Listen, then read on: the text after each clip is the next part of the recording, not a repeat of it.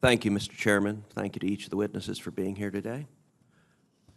Today's video and television marketplace is vastly different from what it was in the 1960s and the 1970s, when consumers only had 3 broadcast channels to choose from. Cable and satellite industries have grown, and they're no longer the new entrants that they once were.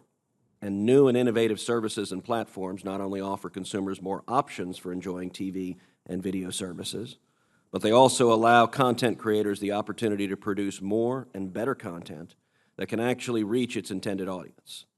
And yet, despite this vast transformation of the video marketplace in the last half-century, consumers remain frustrated as there are still a litany of government regulations that restrict how content is ultimately delivered to consumers.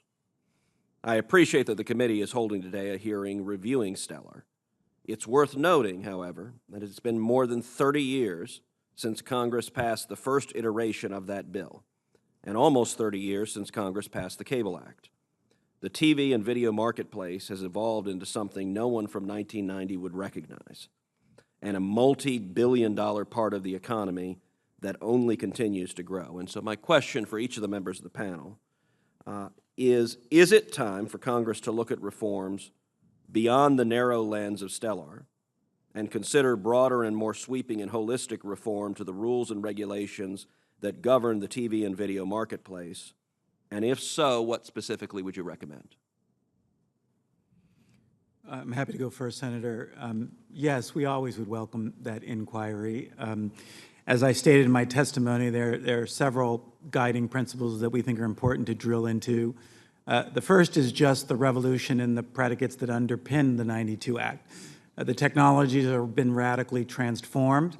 So many video services of the past were built around the limitations of the technology that distributed to them. Much of those premises have been upended. The economic conditions are different, the markets are different, all of those need to be reformed and modernized.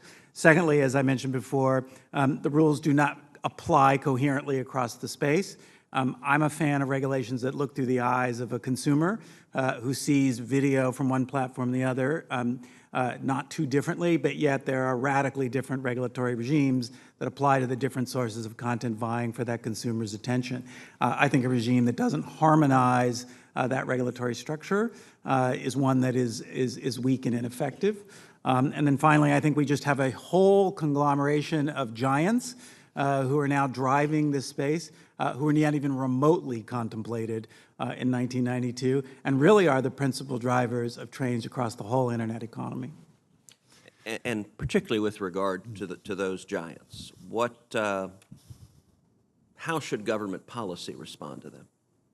Well, I'm a fan of light regulation, so I don't like to reflexively say regulate them like me.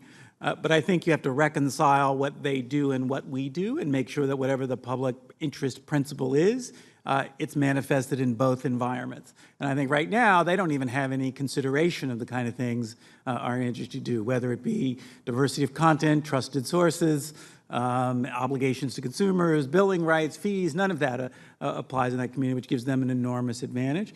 The one other thing I would highlight for the committee is they often are in video as an also-ran, meaning they have massive financial engines around a second product, and they're often using the video business to drive power into that other product. So Google with search, Facebook with posting and sharing, Amazon with retail. So those dynamics are very, very different than in Gordon's business and mine, which are wholly dedicated to video, and that has to in some way be understood in this process as well. Senator Cruz, of course, we'll always be anxiously engaged and constructively working with you as video reforms come to mind. I feel, because of your question, to share with you what I always tell my broadcasters, and that is the new entrants, everyone in telecommunications, they want 2 things from broadcasters. They want your content and they want your spectrum, but they don't want to do what you do, which is localism and journalism. And we're trying not to become the newspaper industry.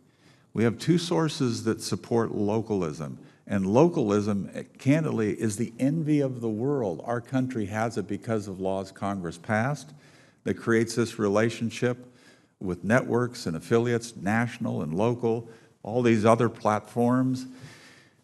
But when those revenue streams are cannibalized, mainly advertising, which sells Chevys in Texas and furniture in Texas and gasoline prices in Texas, we're still the best source of informing the public how to move commerce, which creates jobs. And frankly, we're essential to making sure that the news is about you in Texas and not about somebody in New York or Los Angeles. So retransmission consent is a system that people complain about, but it's a market working. We don't think it's broken. And so I would just simply ask you to remember that the way you pay for localism and this miracle of network broadcasting and affiliate relationships, you do it through advertising, you do it through retransmission consent. If either of those is unduly damaged and advertising is being cannibalized right now in the digital age, you lose localism, and America loses something pretty precious. Mr. Aaron, did you?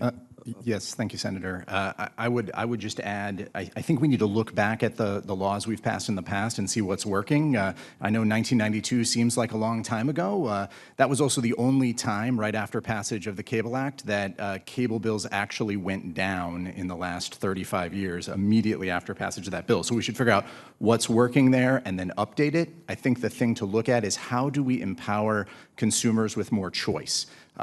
Why can they not, like their cable system, work just like online, pick and choose the channels they want, pay for them? But I think if we empower consumers, we're going to get a lot more effective market, and we need to put more of those choices back in the hands of consumers. If they want local stations on their cable system, they'll pay for them. If they want other stations, they'll pay for them. If they want sports, they'll pay for them. We should give them that choice and then look at why things like retransmission consent fees, it is working. It's working for the broadcasters. I think they're up 2,000% in the last decade. Which is not hard when you start from zero. Thank you. Thank you, Senator Cruz.